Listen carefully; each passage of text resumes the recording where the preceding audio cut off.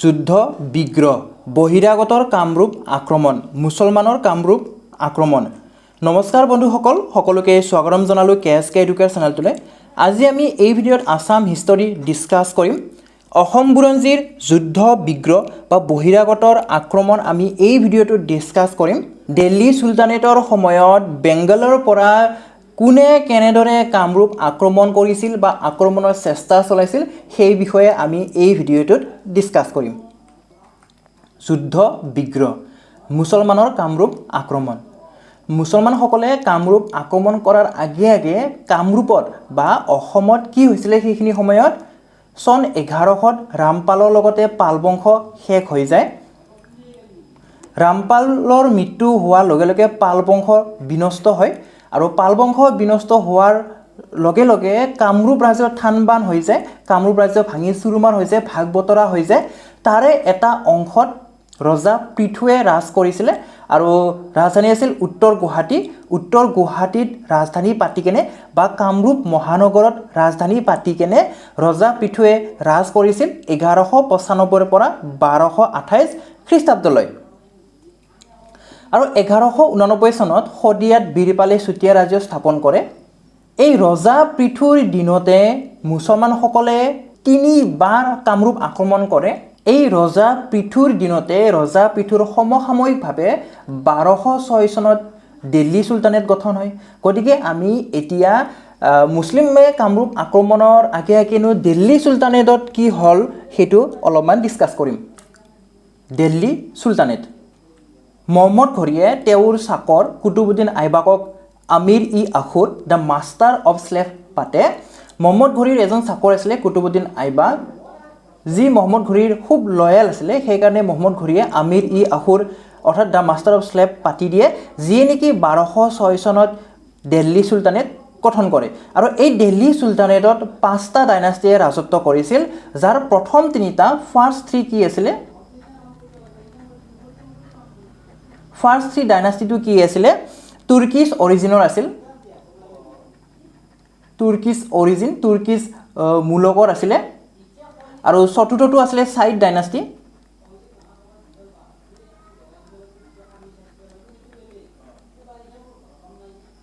Side ডাইনাষ্টি আৰু লাষ্টৰটো আছিলে লোডি ডাইনাষ্টি।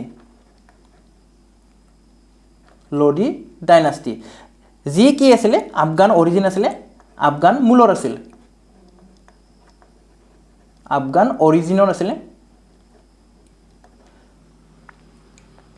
দিল্লী চুলতানেটত 5টা ডাইনাষ্টি আছিলে, তাৰে প্ৰথম 3টা ডাইনাষ্টি তুৰ্কিছ অৰিজিনৰ, তুৰ্কিছ মূলৰ, আৰু চতুৰ্থটো চাইড ডাইনাষ্টি আৰু পঞ্চমটো হৈছে লোডি ডাইনাষ্টি, যি কি আছিলে আফগান অৰিজিন বা আফগান মূলৰ আছিল। আৰু ইয়াৰে প্ৰথম ডাইনাষ্টিটো হৈছে স্লেভ ডাইনাষ্টি, স্লেভ ডাইনাষ্টি বা মামলুক ডাইনাষ্টি। এই স্লেভ ডাইনাষ্টিৰ প্ৰথম ৰজাজন আছিলে কুতুবুদ্দিন আইবাক। কুতুবুদ্দিন আইবাকে এই স্লেভ ডাইনাষ্টিটো গঠন কৰিছিল। স্লেভ ডাইনাষ্টি বুলি এইকাৰণে কোৱা হয় কাৰণ যিবিলাক ৰজা আছিলে স্লেভ ডাইনাষ্টি বা যিবিলাকে ৰাজ কৰিছিল তেওঁলোক স্লেভ আছিলে, চাকৰ আছিলে বা চাকৰৰ পুতেক আছিল। কুতুবুদ্দিন আইবাকে এই স্লেভ ডাইনাষ্টিটো শাসন কৰাৰ সময়ত এইখিনি আছিলে এৰিয়া। যেতিয়া কুতুবুদ্দিন আইবাকে ৰাজত্ব কৰিছিল তেতিয়া এইখিনি, এই অলপমান গ্ৰীণখিনি, এইখিনি আছিলে ইয়াৰে এৰিয়া আছিলে, মানে স্লেভ ডাইনাষ্টিৰ এৰিয়া আছিলে। আৰু কেপিটেল কি আছিল? কেপিটেল আছিল লাহোৰ। কেপিটেল আছিল লাহোৰ। প্ৰায় এইখিনি মানত পৰিব, এইখিনি পজিশ্যন মানত পৰিব। লাহোৰ আছিলে কুতুবুদ্দিন আইবাকৰ কেপিটেল। আৰু সেইখিনি সময়ত বেংগলত, এইখিনি অঞ্চল বেংগল, সেই বেংগলত কোন আছিলে? বখতিয়াৰ খিলজী। এই বেংগল বা বংগ এইখিনি যিটো নেকি বখতিয়াৰ খিলজীয়ে শাসন কৰি আছিলে। কিন্তু কাৰ অধীনত আছিল? কুতুবুদ্দিন আইবাকৰ অধীনতে আছিলে। বখতিয়াৰ খিলজীয়ে কুতুবুদ্দিন আইবাকৰ অধীনত বংগ আৰু বিহাৰত শাসন কৰিছিল, বংগৰ লগতে বিহাৰতো শাসন কৰিছিল।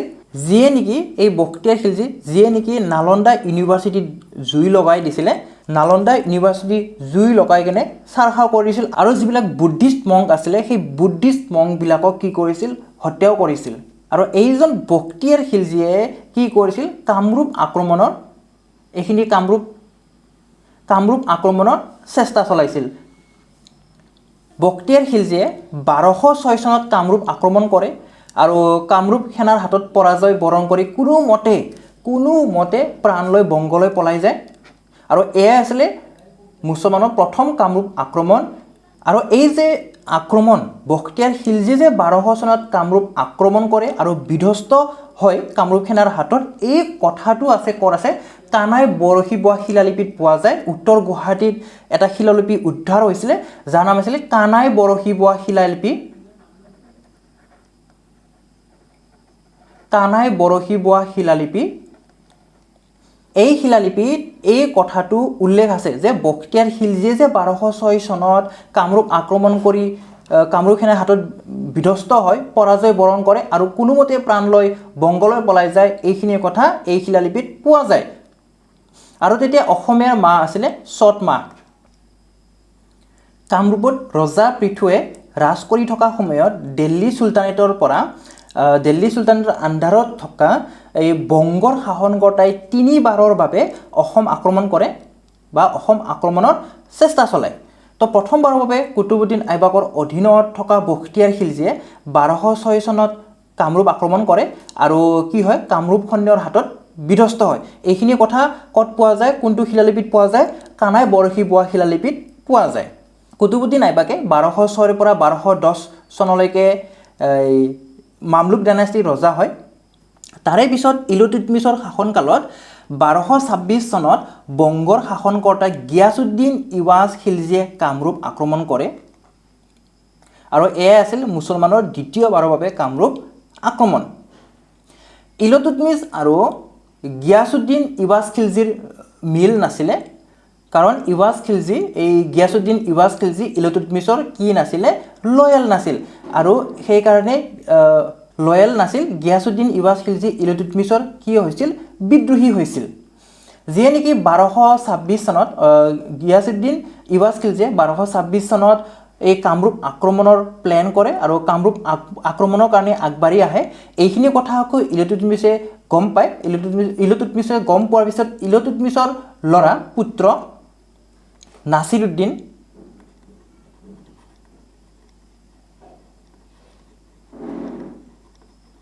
নাছিৰুদ্দিনে বংগ অৰ্থাৎ বেংগল অধিকাৰৰ কাৰণে আগবাঢ়ি আহে কৰ পৰা লাহোৰৰ পৰা কাৰণ লাহোৰত কি আছিলে ৰাজধানী আছিলে সেইখিনি সময়ত লাহোৰৰ পৰা এই বংগ অধিকাৰ কৰিবৰ কাৰণে বেংগল অধিকাৰ কৰিবৰ কাৰণে আগবাঢ়ি আহে আৰু এই কথা এই গিয়াছুদ্দিন ইৱাজ খিলজীয়ে গম পাই কেনে কামৰূপ আক্ৰমণৰ যিটো প্ল্যান সেইটো এৰি কেনে আকৌ উভতি যাব ধৰে উভতি যোৱাৰ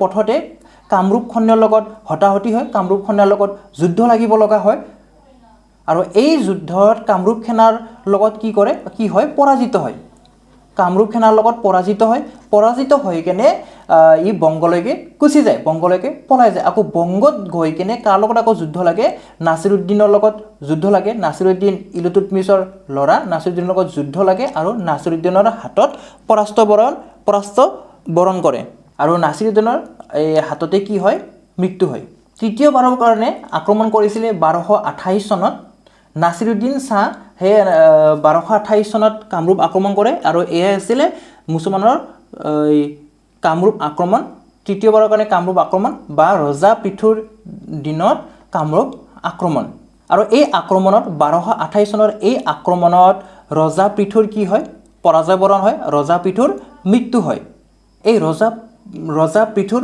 মৃত্যুৰ পিছত তেওঁৰ বংশৰ দুজন ৰজাই ৰাজত্ব কৰিছিল আৰু তেওঁৰ বংশৰ অন্তিম ৰজাজন আছিল সন্ধ্যা যিয়ে নেকি 1250 পৰা 1270 চনলৈকে ৰাজত্ব কৰিছিল আৰু যিয়ে নেকি চুতীয়া ৰাজ্যৰ লগত সম্পৰ্ক স্থাপন কৰিছিল বৈবাহিক মানে বিয়া পাতি কেনে চুতীয়া ৰাজ্যৰ কন্যাৰ লগত বিয়া পাতি কেনে চুতীয়া ৰাজ্যৰ লগত ভাল এটা সম্পৰ্ক স্থাপন কৰিছিল এফালে আকৌ ইলতুৎমিছে ৰেজিয়া সুলতানাক কি কৰে নমিনেট কৰে দিল্লী সুলতানেটৰ বাবে ৰেজিয়া সুলতানাক নমিনেট কৰে ৰেজিয়া সুলতানা আছিল ফাৰ্ষ্ট উমেন মুছলিম ৰুলাৰ যিয়ে নেকি দিল্লীৰ সিংহাসনত বহে ইলতুৎমিছে নমিনেট কৰি থৈ যায় আৰু পিছত ৰেজিয়া সুলতানাই দিল্লীৰ সিংহাসনত বহে আৰু প্ৰথম মুছলিম মহিলা হয় যিয়ে নেকি দিল্লীৰ সিংহাসনত বহিছিল আৰু যেতিয়া নেকি ৰেজিয়া সুলতানা দিল্লীৰ সিংহাসনত বহে তেতিয়া আকৌ কি হয় বাকি যিবিলাক ল'ৰা আছিলে ইলতুৎমিছৰ সেইবিলাকে কিন্তু পছন্দ কৰা নাছিলে আৰু বাকি যিমানবিলাক মানুহ আছিলে সেই মানুহবোৰো ৰেজিয়া সুলতানাক ৰাণী হোৱাটো বা সিংহাসনত বহাটো পছন্দ কৰা নাছিল আৰু সেইখিনি সময়তে কি হৈছিল ৰেবেলিয়ন ষ্টাৰ্ট হৈছিল বা আমি সমুগে ক'ব পাৰো গৃহকণ্ডল আৰম্ভ হৈছিল যেতিয়া নেকি ৰেজিয়া সুলতানা কৰবাত ওলাই গৈছিল তেতিয়াই কি হৈছিল ৰেজিয়া সুলতানাক হত্যা কৰাৰ কাৰণে মানুহবিলাকে মানে আহিছিল মানুহবিলাকে হত্যাৰ চেষ্টা চলাইছিল আৰু ৰেজিয়া সুলতানৰ ভাইক আছিলে নাছিৰুদ্দিন মহম্মদ আছিলে যাক নেকি বলবনে সহায় কৰিছিল সিকিউৰিং the throne in 1246 AD 1246 AD মানে ৰাজসিংহাসনটো সিকিউৰ কৰাত সহায় কৰিছিল বলবনে যিয়ে নেকি পিছত তেওঁৰ স্লেভ যিটো তুঘ্ৰিল খান আছিলে এই তুঘ্ৰিল খানক বেংগলৰ গভৰ্ণৰ কৰি দিছিলে বেংগলৰ শাসনকৰ্তা কৰি দিছিলে এই বলবনে কিন্তু পিছত কি হয় পিছত এই দিল্লী সুলতানেটৰ সিংহাসনত বহে কিমান চনত বহিছিল 1265 চনত এই বলবনে দিল্লীৰ সিংহাসনত বহিছিল তাৰ পিছতে এই যে গৃহকণ্ডল বা ৰেবেলিয়ন হৈছিল হেতু নোহোৱা হৈছিল যি নেকি এই বলবনে কি কৰিছিল তুঘ্ৰিল খানক গভৰ্ণৰ পাতিছিল বেংগলৰ আৰু এই বেংগলৰ যিজন গভৰ্ণৰ তুঘ্ৰিল খানে 1257 চনত কামৰূপ আক্ৰমণৰ চেষ্টা চলাই বা কামৰূপ আক্ৰমণ কৰিছিল প্ৰথম অৱস্থাত তুঘ্ৰিল খানে এই বিদ্ৰোহত প্ৰথম অৱস্থাত এই কামৰূপৰ যিজন ৰজা সন্ধ্যাই পৰাজিত বৰণ কৰিছিল তুঘ্ৰিল খানে প্ৰথম অৱস্থাত সফলতা লাভ কৰিছিল আৰু কামৰূপৰ যি ৰাজধানী কামৰূপ নগৰ বা উত্তৰ গুৱাহাটীলৈকে আগবাঢ়ি আহিছিল আৰু এই যে সন্ধ্যা আছিলে কামৰূপৰ ৰজা তেওঁ কিন্তু কোনো ধৰণৰ কি লোৱা নাছিলে ডিফেন্স লোৱা নাছিলে কোনো ধৰণৰ বাধা দিয়া নাছিলে আগবাঢ়ি অহাত মুছলিম সৈন্যবিলাকে কামৰূপ আগবাঢ়ি অহাত কোনো ধৰণৰ বাধা দিয়া নাছিল আৰু কি কৰিছিল এই সন্ধ্যাই কামৰূপ নগৰ এৰি কেনে পলাই গৈছিল আৰু পলাই যোৱাৰ পিছতে যেতিয়া নেকি মানে ৰাজ কৰে তুঘ্ৰিল খানে এই কামৰূপ নগৰৰ সেইখিনি সময়ত কিন্তু যথেষ্টখিনি বৰষুণ আৰম্ভ হয় বাৰিষা আৰম্ভ হয় তো বাৰিষাত ব্ৰহ্মপুত্ৰ পানীখিনি গোটেই পানী উপচি পৰে আৰু কি কৰিছিলে ব্ৰহ্মপুত্ৰৰ যিবিলাক এই পাৰটো কি কৰি দিছিলে খান্দি দিয়াৰ কাৰণে কামৰূপ নগৰক কি কৰিছিল চাৰিওফালৰ পৰা পানী আগুৰি ধৰিছিল বা বানপানীৰ সৃষ্টি হৈছিলে আৰু এই বানপানীৰ সুবিধা লৈ কেনে সৈন্য আহি কেনে সন্ধ্যাই কি কৰিছিল আকৌ কামৰূপ নগৰক চাৰিওফালে ঘেৰি কেনে এই বলবনৰ যিজন স্লেভ আছিলে তুঘ্ৰিল খানৰ লগত যুদ্ধ কৰিছিল আৰু এই কামৰূপী সেনাই এই মুছলমান সৈন্যবিলাকক খেদি কি কৰিছিল কামৰূপৰ পৰা খেদি পঠাইছিল আৰু এই বিদ্ৰোহতে বা এই যুদ্ধতে তুঘ্ৰিল খানৰ মৃত্যু হৈছিল তাৰে পিছত 1260 চনত এই সন্ধ্যাই কামৰূপৰ ৰাজধানী কামৰূপ নগৰ বা উত্তৰ গুৱাহাটীৰ পৰা ৰাজধানী কি কৰে পশ্চিম কমতাপুৰলৈকে তুলি নিয়ে আৰু তেতিয়াৰ পৰাই এই ৰাজ্যৰ নাম কি হয় এই ৰাজ্যৰ নাম হয় কমতা বা কামৰূপ কমতা হয় আমি আজিৰ ভিডিঅ'ত দিল্লী সুলতানেটৰ আণ্ডাৰত থকা বংগৰ কোনজনে কামৰূপ আক্ৰমণৰ চেষ্টা চলাইছিল সেই বিষয়ে আমি এই ভিডিঅ'টোত ডিসকাস কৰিছো আশা কৰিছো এই ভিডিঅ'টোৱে আপোনালোকৰ প্ৰিপাৰেচন অলপ হলেও সহায় কৰিব আজিৰ ভিডিঅ'টো আমি ইমানতে সামৰণি মাৰিম ভিডিঅ'টো শেষলৈ চোৱাৰ বাবে ধন্যবাদ